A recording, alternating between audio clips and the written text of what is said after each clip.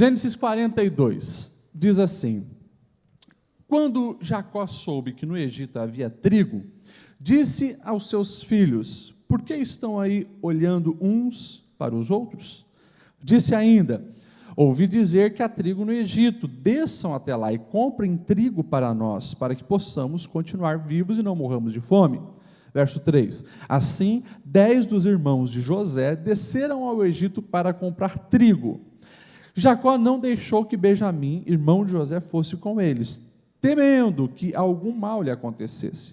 Os filhos de Israel estavam entre outros que também foram comprar trigo, por causa da fome da terra de Canaã. Verso 6: José era o governador do Egito, e era ele quem vendia trigo a todo o povo da terra. Por isso, quando os irmãos de José chegaram, curvaram-se diante dele, rosto em terra. José reconheceu seus irmãos logo que os viu, mas agiu como se não os conhecesse, e lhes falou asperamente: de onde vocês vêm? Responderam eles: da terra de Canaã, viemos para comprar comida. E José reconheceu seus irmãos, mas eles não o reconheceram. Verso 9: lembrou-se então dos sonhos que tivera a respeito deles, e lhes disse: vocês são espião, vieram para ver onde a terra está desprotegida. E eles responderam: não, meu senhor, teus servos vieram comprar comida, todos nós somos filhos do mesmo pai, teus servos são homens honestos e não espiões. Mas José insistiu: não, vocês vieram ver onde a terra está desprotegida. E eles disseram: teus servos eram 12 irmãos, todos filhos do mesmo pai lá na terra de Canaã. O caçula está agora em casa com o nosso pai, e o outro já não existe. Até aqui, até aqui. Meus irmãos, nós estamos aí se aventurando, sobre uma linda história que Deus fez chegar até nós para que nós aprendêssemos. E nós vimos, em Gênesis 41, que José, ele sai do cativeiro, ele sai da cadeia, onde ele tinha sido acusado injustamente, ele interpreta o sonho de Faraó e agora se torna o governador do Egito todo. Sabemos que, como nós falamos, Deus o exaltou, não apenas para ele ser alguém grande dentro daquele império, muito menos para se tornar alguém arrogante, mas havia um propósito de Deus para a vida de José, para abençoar os outros povos, e foi isso que aconteceu. 7 anos de muita fartura a terra deu, a terra brotou muito alimento, e a sabedoria que Deus tinha dado a José serviu para que ele acumulasse e guardasse esses recursos. O texto vai dizer que José conseguiu guardar mais tanto trigo, que as medidas da época não conseguiam mais calcular os estoques que José armazenou. Passa os 7 anos de prosperidade e chega então aquilo que o sonho revelava, o sonho de Faraó que José interpretou. Depois de 7 anos de vacas gordas e belas, vai vir 7 anos de vacas magras, e a coisa vai ser feia, porque o texto diz: como nunca houve antes na face da terra. Quando chega esse tempo de crise, a crise não apenas se espalha em todo o território do Egito, o povo então agora com fome começa a ir buscar comida com José, porque ouviram falar que tinha mantimento lá no Egito, mas a fome também chega lá em Canaã, 700 quilômetros de distância da onde José estava. Os irmãos de José e o pai de José também agora estão sentindo já o início desse tempo de crise e escassez. E é interessante que já no versículo 1, pode colocar ali na tela, versículo 1, diz que o pai Jacó, já de idade, o velho Jacó, ele olha para os filhos e faz uma pergunta muito interessante: por que estáis olhando uns para os outros? E o verso 2, ele já propõe uma solução. Disse mais: eis que eu tenho ouvido que há mantimento no Egito, descei para lá e comprai-nos dali, para que vivamos e não morramos. Esses 2 primeiros versículos, a primeira lição, muito rápida, muito direta e muito simples.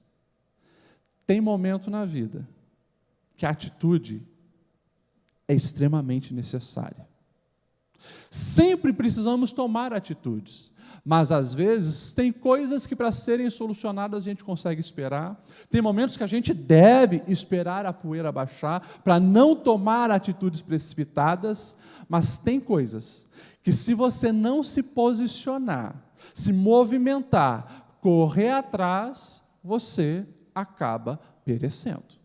Então, primeira lição para cada um de nós hoje, nesta noite: tome atitude diante dos problemas. Não é para ficar se lamentando, procurando culpado, você que não fez isso, você que não fez aquilo, a terra não está dando mantimento mesmo, a gente não sabe o que fazer, o vizinho já não tem mais, o outro não tem mais, o que nós vamos fazer? Não adianta, tem que tomar uma atitude. E o velho Jacó ouviu falar que no Egito já tinha solução, então se movimentem em prol da solução. E a voz de Deus para cada um de nós é justamente essa: tome atitude diante dos problemas. E mais, peça sabedoria ao Senhor para que, quando você catalogar os problemas que você enfrenta, você consiga também estipular prazos de atuação, para que você entenda que tem problemas que não dá para adiar. Se você adiar a resolução de alguns problemas, pode ser tarde demais. O verso 2 deixa bem claro: vocês vão esperar as crianças começarem a morrer, as mulheres começarem a morrer, nós todos vamos morrer de fome? Não, vamos se movimentar, porque não era apenas pegar o celular na época, e fazer ali uma descagem para o iFood que ia chegar comida, não era assim. 700 quilômetros da onde ele estava até onde tinha um mantimento, ou seja, 15 dias pelo menos a pé, 15 dias. Tem que se movimentar, tem que fazer alguma coisa. A voz do Espírito Santo fala para cada um de nós nessa noite, diante dos problemas. Calcule, vê se você pode ou não esperar, porque tem problemas que, se você espera para resolver, ele te engole, te destrói, e o prejuízo pode ser muito grande. Vamos correr. Pegou o primeiro recado, sim ou não? Amém. Segundo recado para você, para o seu coração. O texto, então, ele vai dizer que os irmãos de José chegam ao Egito. Chegam ao Egito e assim, não era apenas aqueles 11, os 10 que foram. Ele tinha 11 irmãos, o menor fica, não é apenas os 10 que foram. O texto diz que muita gente daquela região estava também passando fome e foram lá. Chegando lá, imagine isso, a chegada no Egito, muita gente buscando recursos, buscando alimento. Quem era que estava lá governando? José, calculando a distribuição, tanto pode ser vendido para esse, tanto para aquele, tal. Todos chegavam e sabiam quem era o manda-chuva, quem era que controlava, quem era que estava na direção. O posicionamento de todos foi simples e direto diante de uma autoridade. Se prostra, mas não fica apenas ajoelhado. O texto diz que eles colocam o rosto no chão. Reverência máxima para aquele homem, humilhação máxima para quem está aqui do outro lado. Eles não sabiam que era José e fazem isso. Olha o que diz o verso 9. O versículo 9 diz: lembrou-se então dos sonhos que tivera a respeito deles. Olha só, na versão ele diz: José lembrou-se dos sonhos que havia tido deles. Isso aqui eu acho fantástico. Porque José, claro, ele identifica os irmãos não identificam ele, não apenas pela aparência dele, que já estava diferente, mas a posição, tudo aquilo era tão diferente, os irmãos não reconhecem, ele reconhece os irmãos, mas quando os irmãos chegam e se prostram, a mente de José vai para 20, quem sabe um pouquinho mais, até 20 anos atrás, e ele lembra daquele menininho de 17 anos, que teve sonho, que nós lemos lá no capítulo 37, o menininho que teve sonhos, e sonhou que os feixes do irmão se curvavam diante do feixe dele, e ele cai na bobeira de lá atrás, contar isso para os irmãos, e nós sabemos que os irmãos pegam ele, jogam ele no buraco, e depois vendem ele como escravo para o Egito. A lição que nós aprendemos aqui é que os sonhos que Deus não dá, eles jamais vão cair por terra, se nós mantermos a aliança com Deus. E você precisa sair daqui com essa certeza no teu coração. 20 anos se passaram. 20 anos se passaram. É muito tempo. É uma história de vida. Mas aquilo que Deus colocou na mente e no coração de José, para ele sonhar, agora estava acontecendo. José, ele bate os olhos naqueles 10 que haviam vendido ele como escravo, e ele se lembra dos feixes se curvando diante dele. Eu falei que Deus, Ele não deixa os sonhos que nos dá cair por terra, mas eu falei que existe uma condição, que é isso que nós precisamos olhar para a vida de José e aprender, para aqueles que mantêm aliança com Deus. Porque tem muita gente que recebe sonhos de Deus, muita gente. Na verdade, eu acredito que Deus, desde a nossa infância, já está dando sonho, colocando propósitos de vida no nosso coração e na nossa mente. E você pode perguntar, pastor Lediel, por que muitos não conseguem alcançar aquilo que Deus, muitas vezes, até em profecias, em palavras, prometeu? A resposta é simples e direta. A grande maioria não sabe esperar o tempo de Deus. 20 anos não é fácil. E não foi 20 anos num resort, não foi 20 anos no spa, 20 anos de sofrimento, lágrimas e aprendizado. Mas em momento algum ele abriu mão do seu Deus, e agora a promessa estava se cumprindo.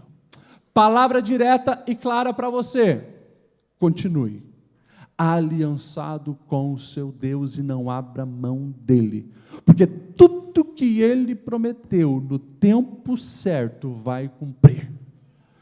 Entenda e cuida do teu coração para não se confundir e não se enganar. Na nossa geração fast food, onde nós não temos tempo para nada, entre aspas, sempre estamos apressados, sempre estamos correndo. Esperar o tempo de Deus pode ser agoniante. Esperar o tempo de Deus pode nos gerar crise. Muitas vezes nós falamos que Deus está em silêncio, mas sempre entenda que o silêncio de Deus não significa a ausência de Deus. Ele está no controle, e se você manter-se debaixo da graça e da proteção dele, os sonhos vão se cumprir. Dentro desse versículo 9, eu preciso também falar de algo ao teu coração. Porque quando José bate os olhos e vê os irmãos ali, do que ele se lembra? Do que ele se lembra? Dos sonhos.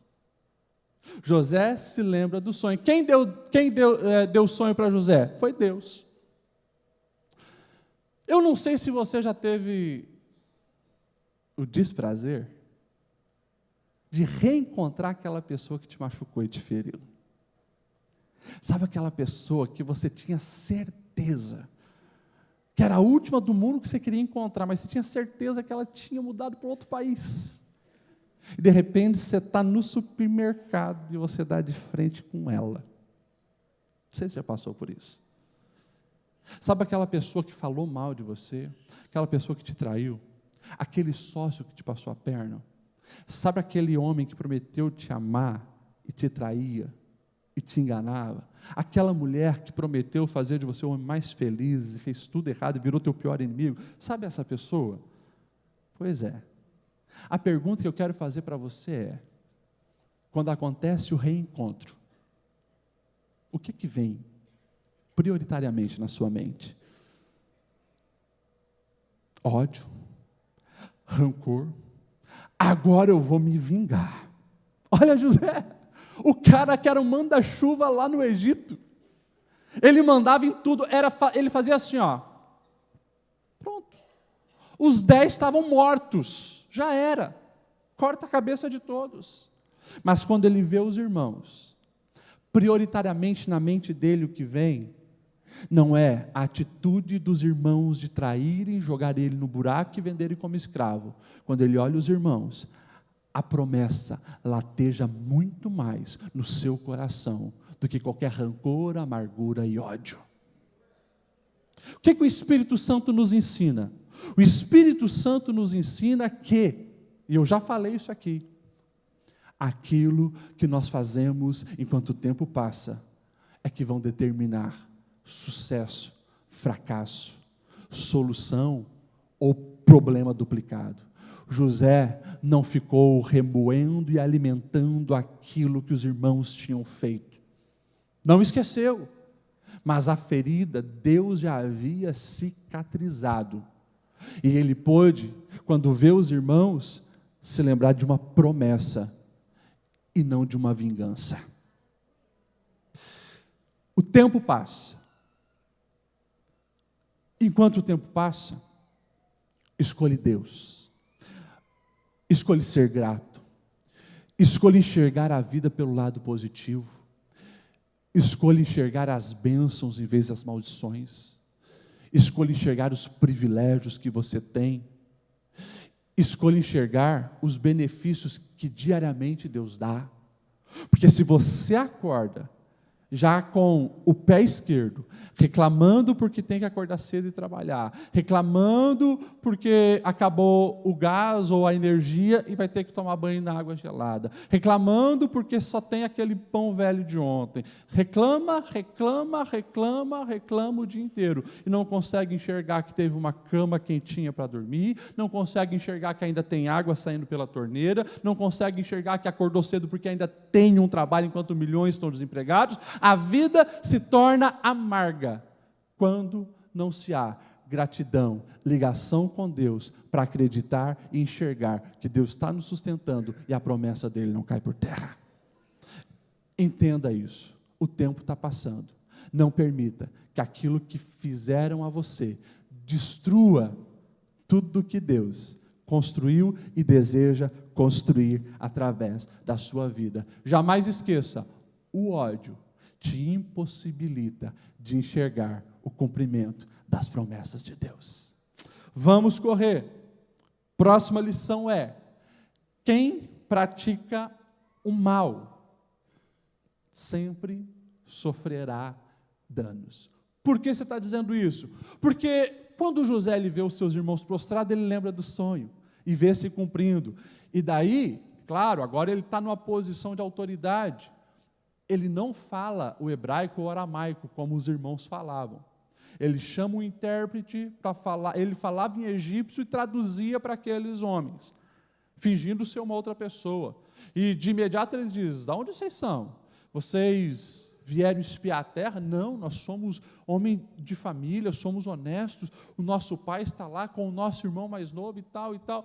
E ele faz que não conhecia, finge que não sabia quem era e diz: eu não acredito em vocês, acredito só se eu ver esse irmão então que vocês falam.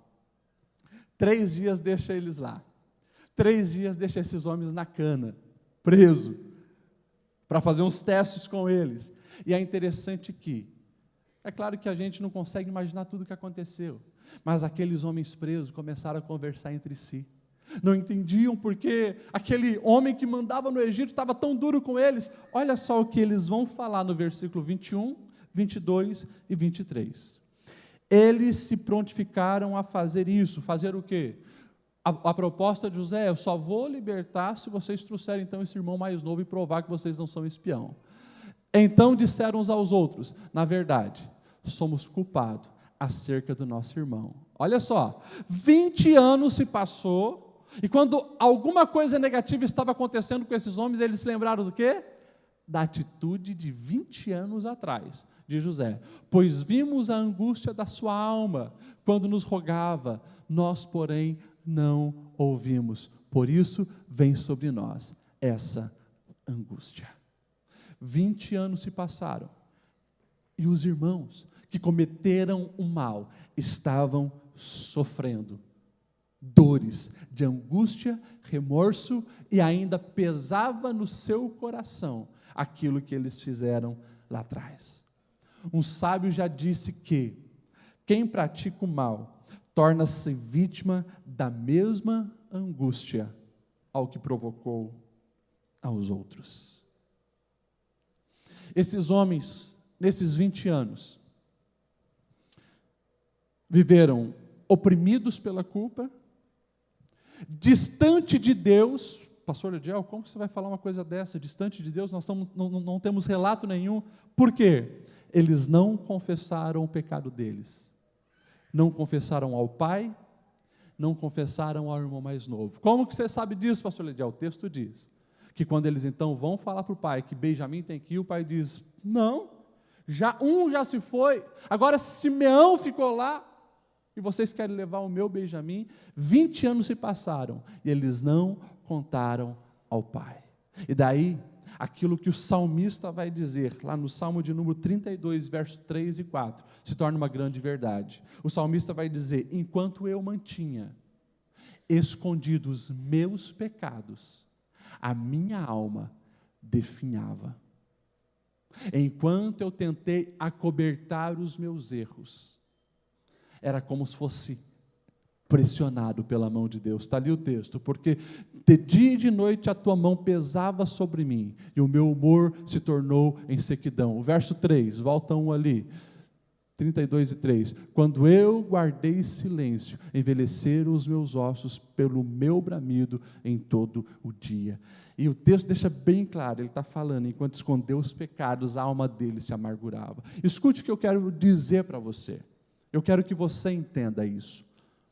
Nós estamos falando de José, e eu espero que todos nós nos encaixemos muito mais na figura de José, o sonhador, e que Deus está nos guiando e direcionando. Mas nós também precisamos, em momentos desses, colocar do outro lado. Porque do púlpito à porta, ninguém aqui dentro desse ambiente é perfeito. Nós vamos cometer erro, nós vamos cometer falhas, nós vamos usar palavras muitas vezes para ferir e machucar outras pessoas. Mas escute o que eu vou te dizer.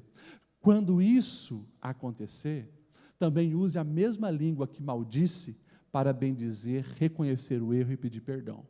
Porque enquanto você tenta manter oculto o pecado, o erro, isso começa a te corroer de dentro para fora. Hoje de manhã, num dos gabinetes pastoral que eu estava atendendo, chega para mim um senhor, já seus 30 e alguma coisa, ele diz, pastor, eu estou passando por um momento que eu não sei o que fazer. Os meus pais já são idosos, meu pai já passou dos 70, minha mãe está com 60 e poucos, e a situação é, ela sofreu semana passada um AVC. Levamos para o hospital, se internou, estava em tratamento, só que lá no hospital, a psicóloga foi ver, porque o quadro era evidente de um estresse absurdo. E ela começou a botar para fora coisas que eu nunca tinha ouvido, de briga, agressão e traição entre ela e o meu pai. Tantos anos passaram, e aquilo até hoje a prejudica. A vida é assim. O que nós precisamos fazer diante disso, pastor Lediel? A palavra nos diz que quem confessa e deixa o pecado, alcança a misericórdia do Senhor. Não fique sofrendo à toa. Não seja como esses irmãos de José, passou 20 anos, e qualquer coisa que dava errada na vida, a mente culpava e latejava, porque eles não se redimiram até esse momento. Para a gente finalizar, a última verdade desse texto, eu quero voltar lá em Gênesis 42 e o verso 8, que fala que quando então José, ele veio e encontra os irmãos pela primeira vez, e o texto diz, José, pois, conheceu os seus irmãos, mas eles não o conheceram. Na minha opinião, dentro da história de José, esse é um dos mais belos versículos. A última vez que esses irmãos viram José, e o texto deixa bem claro, é um menino de 17 anos, apavorado. É um menino de 17 anos, chorando. Era um menino mimado, o pai o bajulava, o pai deu uma capa para ele melhor do que os outros, um menino frágil, que diante do caos, aonde ele estava para ser colocado ali à venda como escravo, não tinha nenhuma reação a não ser chorar e se lamentar. 20 anos se passaram. As mesmas pessoas se encontram. José o conhece, eles não reconhecem José. Pastor, porque o José provavelmente estava sem barba? Provavelmente. Estava com uma túnica muito bonita? Também. Tinha crescido? Também. Mas aquele José era um outro José. Não era um José mimado, não era um José medroso, não era um José covarde, não era um José que não sabia reagir. Era um José imponente, forte, autoridade. E daí a gente precisa fazer uma pergunta: como que o menininho de 17 anos se torna esse homem que governa o maior império da época, com uma imponência e um poderio absurdo? E a gente já falou sobre isso, como aconteceu. Lágrimas, dor, sofrimento, calúnia, prisão, pedrada, pedrada e mais pedrada. É por isso que nós temos falado, e eu preciso enfatizar essa verdade: o sofrimento que nos aflige não é para nos matar, é para nos preparar para os sonhos de Deus. Nos preparar para os sonhos de Deus na nossa vida. Pastor, mas na hora da dor é complicado. Na hora da dor é complicado. Só você e Deus sabe do desespero da alma. Só você e quem sabe o chuveiro ou o travesseiro sabe quantas lágrimas já foram derramadas. Mas esse processo tem gerado maturação para a sua vida, e Deus está te preparando para a vitória. Falei e repito aqui: as adversidades sempre abrem diante de nós oportunidades. Ou a adversidade, você a absorve negativamente, ela te mata, te deprime, te leva para uma vida sem sentido, ou ela faz você crescer e se tornar uma pessoa melhor. Tem uma foto que rodou o mundo durante muitos anos. Provavelmente você conhece essa foto na verdade da Guerra do Vietnã, se eu não estou enganado, 1972. Essa foto dessa jovem, o nome dela é Kim Phuc. Ela está correndo, a roupa já tinha sido queimada por uma substância, a pele dela estava queimando e ela, desesperada, correu em direção ao fotógrafo e a um jornalista que estava ali pedindo ajuda. E nós conhecemos o decorrer da história dela, que ela foi ajudada, muitos dias internado. Essa menina passou por 17 cirurgias de reconstituição da pele e do corpo. E essa menina, ela tinha vergonha dessa foto, porque essa foto rodou o mundo e eles foram acolhidos, essa família de vietnamita foram acolhidos no Canadá, e lá teve algumas vezes que algumas pessoas reconheceram ela e ela se envergonhava disso e não queria falar do assunto, até o dia onde ela teve um filho, e ao pegar essa criança no colo, Deus ministrou ao coração dela. Ela tinha se tornado cristã, e ela começou a entender que o que ela passou, o sofrimento da vida dela, poderia ser usado para abençoar muitas crianças que hoje vivem a situação caótica que ela viveu. Pode passar outra foto. Passou dos 50 anos, ela lançou agora Um livro, inclusive, já está traduzido no português. A menina da foto. A Kim pegou o sofrimento dela e já há alguns anos ela tem uma ONG ajudando, estendendo a mão para crianças que estão em lugar de guerra. E ela tem feito a diferença, porque entendeu que aquele sofrimento que ela passou também foi uma oportunidade para portas do mundo inteiro se abrir e receber o benefício através da vida dela. Pastor Lediel, o que isso tem a ver com a minha vida? E a última lição é justamente essa. O processo é difícil, mas o resultado é fantástico. O processo na vida de José foi difícil, mas o resultado foi fantástico. Talvez você está nos dias do processo e está apertado, está doendo, está difícil. O que você vai fazer? Ficar traumatizada porque você sofreu um abuso lá atrás, e isso está atravessado no teu coração? Ficar se lamentando porque aquele casamento que você sonhava não deu certo e houve traição? O que você vai fazer? Manter amargura no coração por causa do que seus pais fizeram contigo? Guardar mágoa pela zombaria que você sofreu na adolescência? Ou você vai olhar para Deus e dizer: a graça de Cristo cura todas as dores da minha alma, há um propósito maior para a minha vida, e é nesse caminho que eu quero seguir.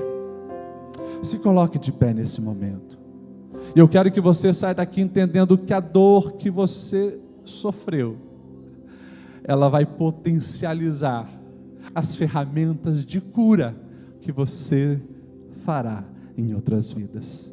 Você pode colocar a mão no seu coração? Eu quero que você feche seus olhos e vou pedir para o nosso presidente orar pela sua vida. Eu quero fazer duas orações. Eu vou fazer essa oração, mas depois eu tenho outra. Pai querido, nós ouvimos a Tua palavra. E a Tua palavra traz cura. A Tua palavra sara as feridas. A Tua palavra traz alegria. A Tua palavra traz vida. A Tua palavra traz ânimo. A Tua palavra traz esperança. A Tua palavra traz refrigério. E nós pedimos nesse momento que isso venha acontecer nesta vida. Não importa o que o teu filho e a tua filha passaram ou estão passando. Não importa as dores, o sofrimento, as batalhas, as decepções, as frustrações, as lágrimas. Mas venha nesse momento, Pai, e traz cura a esta vida. Traz cura a esse coração. Traz refrigério. Assim como Tu abençoaste José, abençoa esta vida, Pai. José passou por tanto traumas, frustrações e decepções, dores e sofrimento, mas Tu o abençoaste abundantemente. Abençoa o Teu filho abundantemente, é o que eu peço em nome de Jesus. Receba a Tua vitória, receba a Tua bênção, receba refrigério, receba cura, receba alegria. Seja aniquilado, destruído todo o mal que fizeram para você, toda praga, toda palavra maldizente que falaram para você, seja aniquilado em nome de Jesus, e a vitória é tua em nome de Jesus.